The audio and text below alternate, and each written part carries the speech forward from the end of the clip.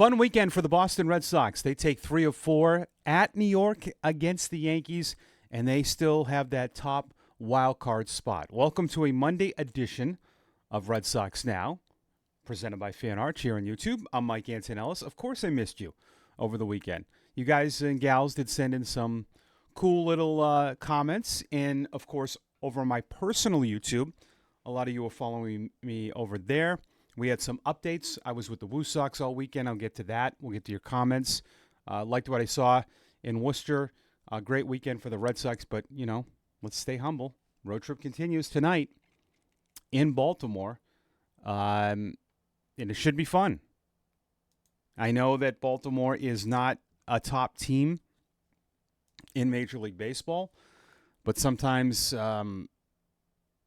those teams really upset me and worry me because I don't want to say they have nothing to lose, but Baltimore's been playing a lot better as of late, and they did win a series, and it has nothing to do with how they played at Fenway. They've been playing like this for a while. They've won series against Houston and Seattle, and they've changed their team a little bit, and you do miss Rodgers, which is good. Before we get going, if you could subscribe, we are now closer to 1,600 subscribers. The views for the shows are great. Keep it up. Keep the comments as we soar towards the 3,000 goal. That's what I want to get on the last game of the Red Sox season, which I hope is game. I had someone say, why did you say Game 7 of the World Series? You should want it to be Game 4. I'm like, I know, but sweeping a World Series? I want the playoffs first, but I'm hoping on the last game of the Red Sox season, not regular season, that we've hit 3,000. So share it, tell your friends, and follow me on social, at the Radio Mike on X. You get a lot of my content there. TikTok, I know a lot of you have started following me on Facebook. And where else? Instagram, you name it. You name it. Mike Antonellis, 726 on Instagram. I don't have at the Radio Mike for everything. I don't know why. I probably should have done that, right? So, great weekend. Great weekend. Where does it start for me? Pitching. You won a 1-0 game. You've won 13 games this year where you've scored 3 runs or less. Red Sox team last year, I think, scored 9. Your ERA in August is a lot better. Your ERA right now is the best in Major League Baseball since June 30th. Last year, your ERA in August was almost 5. I've done this. I've exhausted this point. The parallels from last year to this year don't make any sense. Don't know why that still comes up. Oh, what happened last year? Well, I don't understand why what happened last year there's nothing from last year that correlates to this year. 2 guys in your pitching staff changed the whole thing. Crochet and Chapman. But what I saw, and last night was a setback, and I did I expect it? I didn't expect them to sweep. May wasn't great. I like how he competes. I said this on social media, and I got killed by people because he gave up runs. The way he competes is not – I'm not saying that I enjoyed how he was pitching. Competing is completely different. He competes hard. A lot of guys should do that. I'm not saying that they don't, but I just thought, when the going got tough a little bit in that first inning, he got out of it, and he wasn't good. He has trouble throwing strikes at times, but he's a 5th starter. My expectations are not that high. He had 2 back-to-back. He's had 4 starts. 2 have been good, 2 have been bad. That's pretty much what you get from number 5. But he's contributed. Back-to-back 6-inning great performances, but last night just wasn't there. You didn't score a lot of runs, right away. You get down 3-4-0 against Rodon, who I didn't think was great. He gave up 1 hit, but he walked 5. But that kind of arm finds a way. He's 14-7. Yankees hit 4 home runs. I will tell you why I'm not surprised that Kyle Harrison's not starting tonight either. Buehler did come in relief and went 2 1/3, and he looked okay. He gave up that home run. I want to check out what his usage was, too. See, I can get all this stuff. He still threw a lot of pitches, which I don't agree with. He threw his knuckle curve the most. I mean, he went knuckle curve, fastball, cutter, slider, sinker, sweep. I mean, he threw 7 pitches. Now, it's kind of a bulk relief outing, but I don't think you need to throw that many pitches. I talked to J.P. Ricciardi about this, and he said relievers, even bulk relievers, shouldn't be throwing 4 pitches. So he's still adapting to that. We'll see. But again, your arms. This is what the Red Sox were able to win that game with Giolito, where your bullpen bailed you out, which I looked this up, by the way. 42 times. Oh, maybe that would have changed last night, right? Did that change for last night? Yes. Okay. 43 times. Your starter has not gone 5 innings. 15 of those times, your bullpen has been scoreless. I've had a few people say to me, well, that's not really good. I'm like, yeah, it is. No earned runs. So 35% when the bullpen has to eat a start not going 5, they're not giving up any earned runs. That's really good. That's a lot, and that's a lot of times. That's a lot of innings. And they did that in game 1. And then it lays the foundation for your top 2, who were great. That's exactly what you want in that situation. Bayo seems to be better in the big moments. And Crochet, that's why you brought him in. You won a 1-0 game, too. On the road in Yankee Stadium with that porch and right. That's where it is for me. I don't mind if the offense looks ugly at times, because I've seen a better offense have a worse record. And you're going to get Slayton back. He looks great. Your bullpen's going to be even better. So I like those things. So this is not to stir the pot, and it's mostly from Yankee fans. I could not believe how many Yankee fans are out on Aaron Boone. I'm a little surprised. Like, this whole X's and O's during the games, like for managers. I mean, we criticize managers when they make moves that don't work, but we don't say anything about the player. It's never the player's fault. It's just the manager's fault. I mean, again, I'll bring this up. I'm not sure any team in baseball would go into next year losing their top 2 starters, and Heel has been back now. But you pretty much went, April, May, June, July, 4.5 months without Heel. You take Bayo and Crochet off the Red Sox next year, and yes, you would substitute somebody in there. I don't think they're 10 games over 500. I'm not saying that's all Aaron Boone. That's obviously the general manager and the player development and the fact that the Yankees were able to survive losing their ace. I just don't see it from any team in baseball. I don't see Detroit being good if they did not have Skubal. Let's take Heel out of it. Let's just do number 1 starters. All right, I'll say that Heel's been there all year, just for the sake of this argument. I just don't see it. I don't see Detroit. I don't see Toronto. I don't see Boston. Good. I especially don't see the Red Sox. I'm not trying to make excuses. It's just factual. If you went into next year without Crochet, if you didn't have Crochet this year, you're not a playoff team. You're not a playoff team. Or maybe you're 500. You didn't have him last year. How was your team?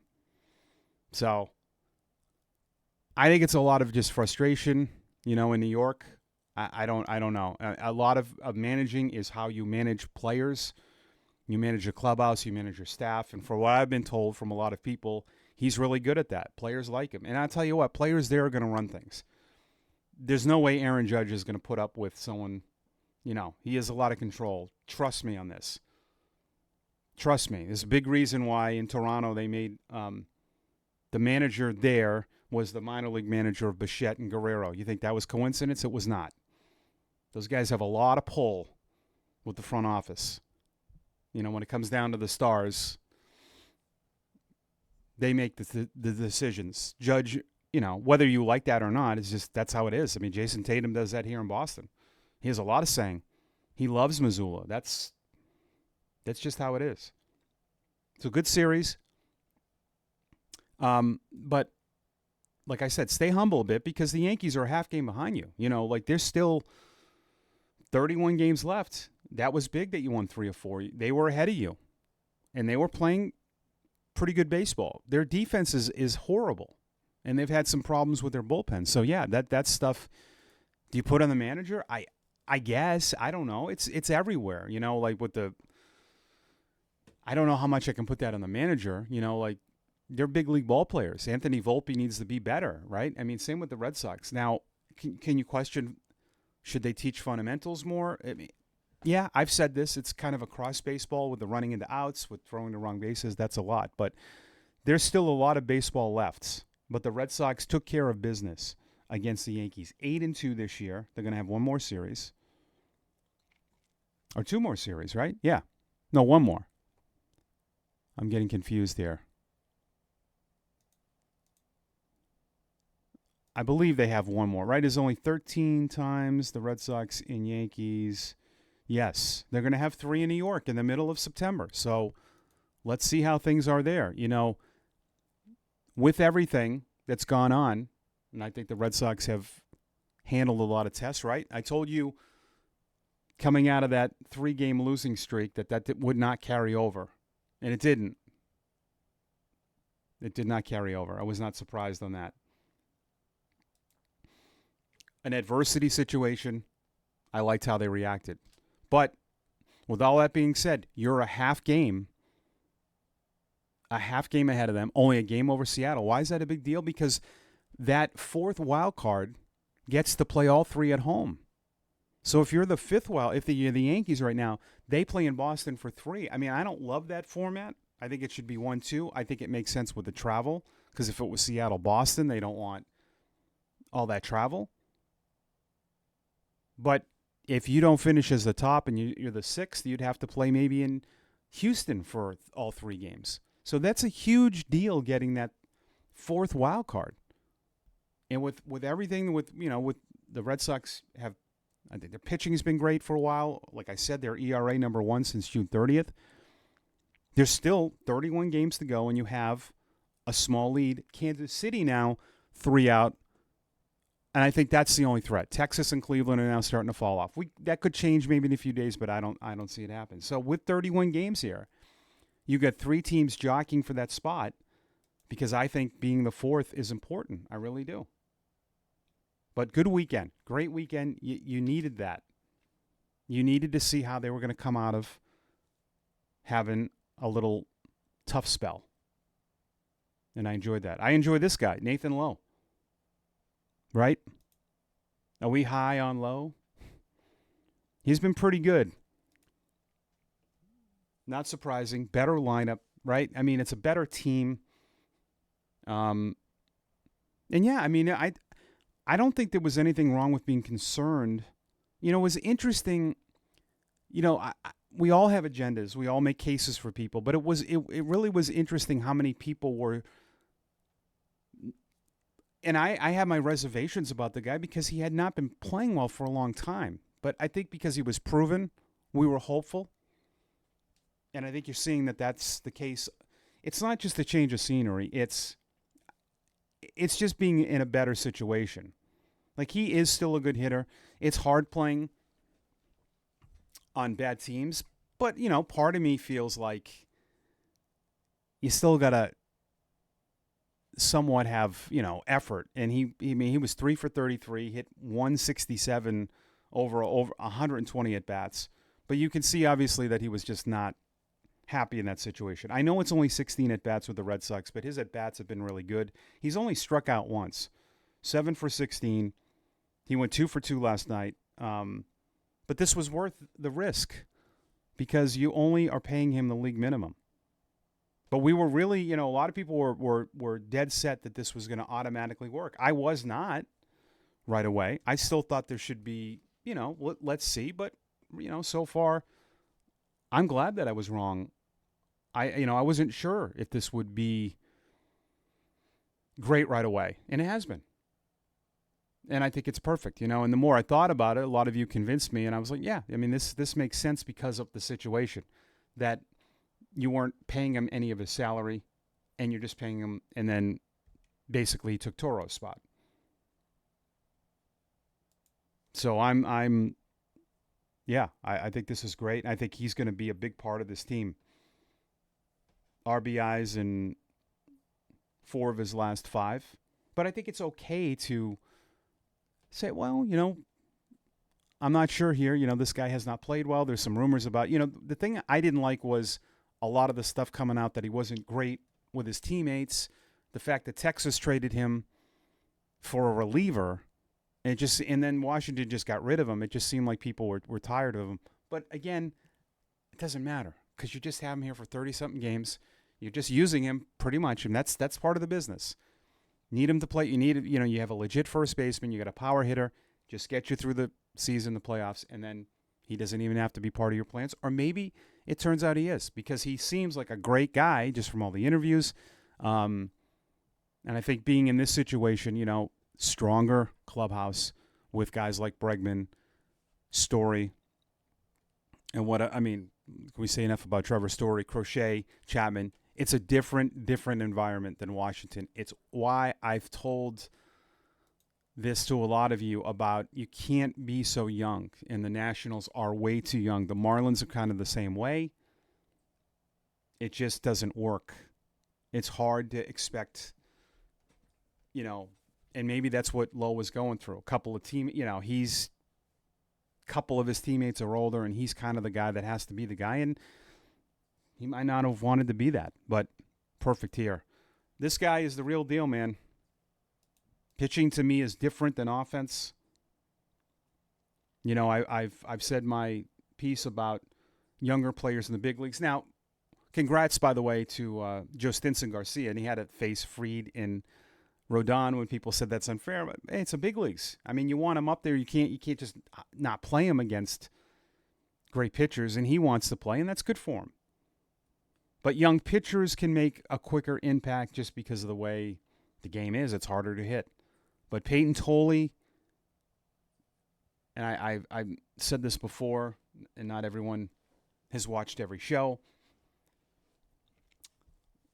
There is not many great starters in AAA in the time I've been doing Woo Sox baseball since 21. I could count on my hand. Bayo, Alek Manoah, Tanner Bybee, Grayson Rodriguez I'd put in there. Maybe Povich of Norfolk. Really legit, and he was legit. J.P. Ricciardi said he should start in the big leagues. His next start should be there. I agree with J.P. J.P. does not agree with doing the David Price thing back in 2007. And we were talking about this, and my point was that's kind of how the Rays had to do they've always had to do business. They had to find, and David Price had his innings cut, and they put him in that reliever role, and he dominated. But I don't think the Red Sox need to do that. I think they could just limit his innings in the big leagues. So if they want to limit him, he's only pitching 5. Let him go 2 or 3 in the big leagues. But I wouldn't do it to where he's only pitching 1 inning because it's his first year. I know Price did it, but it's hard to just make a guy a reliever. And if you're going to do that in the big leagues, that would be scary. He's good enough. His fastball is incredible. Incredible. And just an unbelievable pleasure to watch. 9 strikeouts. He gave up a soft double. The double he gave up on Friday, the infield, Mikey Romero was in and way off the line, and Etzel of Jacksonville hit this little squibber off the end of the bat for a double and retired the next 15. Christian Campbell looked amazing over the weekend. Amazing. His at-bats are better. I am not in this pull thing that everyone said he needs. No, he does not. He hit a ball to right center, 438 feet, because they're pitching him in more, and he's able to take that pitch to right center. His at-bats were really good. But again, when we talk about, for me, I don't want to see if guys can figure it out in the big leagues. Like, I don't think Garcia is going to last when Abreu's healthy, because this is not the time of year to play guys to see if they can do it. You got to play the guys that have been there. You really do. There's nothing wrong with what they're doing now, giving Garcia a chance.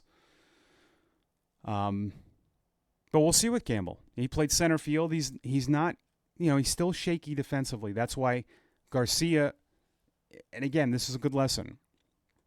Garcia does not get called to the big leagues if he could not play defense. They had him in center field the other day before they scratched that because Anthony was sick.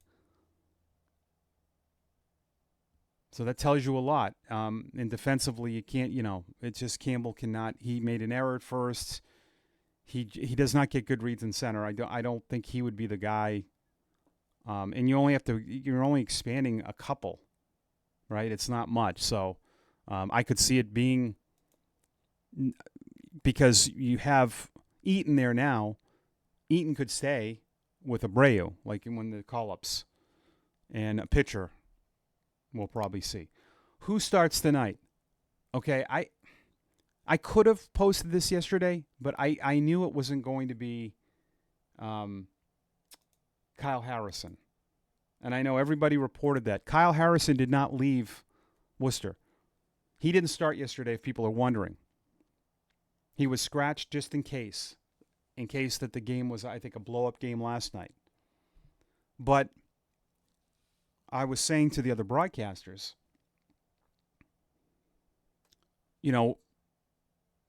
there's Kyle Harrison playing catch, about 11:30. So when we see him out there, there's no way he would have started in Baltimore on a Monday night if he's still in Worcester on Sunday. They wouldn't have done that. He would have been gone Saturday probably. They would have sent him because we played it. They probably would have done that if they knew Saturday he wasn't pitching. He would have got on a flight to Baltimore Saturday. He would have at least left Sunday morning. But the fact that he was still there playing catch, I'm like, okay. So that's not happening. It's going to be Bernardino as the opener, and Fitz will be the bulk reliever. And I'm not surprised at that. I don't think Kyle Harrison is the right call because he can barely get through 5 innings in Worcester. So that'd be tough to ask him to do that in the big leagues. All right, let's get your comments from Friday. We wrap up the show. Steven Rosiak, 8002. Mike, I've been following the team for 50-plus years. And Roman Anthony has the sweetest swing I've ever seen, even better than Wade Boggs, another guy who has a nice swing on the Red Sox. Is William Abreu keep up the good work and have a great weekend? Yeah, thank you. I was saying this yesterday on TV. I think Wade Boggs is the best hitter I've ever seen on keeping a bat alive. Fouling pitches off, fouling. We were talking about Nick Sogard doing that. Boggs is right up there. I can't do the username because it's in some kind of Egyptian or some kind of, I don't know what it is. The roster is deep going forward. It will be interesting to see who the extra player will be come September. Eaton, Garcia, or Hamilton pitcher. Hamilton, for me, you know how I feel about him. He's staying. But yeah, it could be. It'll be interesting to see. Eaton, Garcia, pitcher. Definitely a pitcher. And maybe a third catcher. I don't know. They don't have one. At DBD Mac, did anyone else feel that the energy was just not there at Yankee Stadium? It felt like the life was sucked out of the fan base. Yeah, I mean, when they lose, that's kind of how it is there. Yeah. That's a fan base that's a lot like here. And Fenway's been the same way. Right? I mean, I'm not trying to call you out, but I mean, it's been very quiet there when they've not played well. So that's what you want to do. All right, 4 in Baltimore, you get no break. You're right back at it. And this you got to piece together. You got Bernardino and Fitz, Seguno, who was good, goes tonight. Then you got Giolito. And which Wednesday the Red Sox have Bayo, and then you have Crochet. So this would be nice if you could win 3 or 4. You come back 6-2 on this trip. Man, oh man. That could do a lot. We'll talk about the game tomorrow. Can't wait to do it. Hope you have a great Monday. I know it's not the best day for everybody, but try to have a good Monday. Thanks for watching. Make sure to subscribe to the channel. Send me your comments and follow me over on social media at The Radio Mike. It's been another episode of Red Sox Now on Fan Arch. Go Sox.